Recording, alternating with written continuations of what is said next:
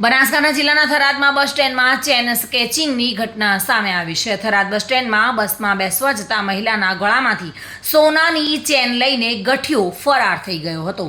થરાદ ડેપોના અધિકારીઓ અને પોલીસ દ્વારા સીસીટીવી ફૂટેજની તપાસ હાથ ધરવામાં આવી છે। રશ્મિકાબેન જોશી નામની મહિલા રાધાનેસરાથી પાલનપુર જતી બસમાં બેસવા જતા હતા અને તે સમયે જ અચાનક ગળામાંથી સોનાની ચેન લઈને ગઠિયો ફરાર થઈ ગયો હતો। જોકે થરાદ ડેપોના અધિકારી અને પોલીસ દ્વારા સીસીટીવી ફૂટેજની તપાસ હાથ ધરવામાં આવી હતી, પરંતુ થરાદ બસ સ્ટેન્ડમાં આ ચેન સ્કેચિંગની ઘટનાથી ચોતરફ ચકચાર મચી જવા પામ્યો છે। મારું નામ રશ્મિકા ચિરાગભાઈ જોશી। હું થરાદ મારા સંબંધીને ત્યાં આવી હતી।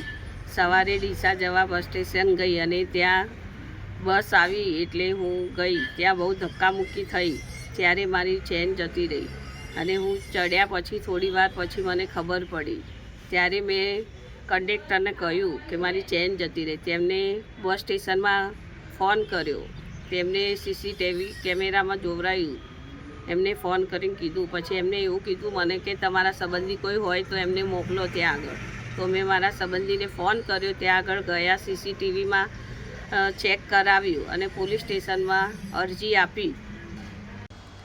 મહેન્દ્ર ઓઝા સાથે bureau report, today Gujarati news.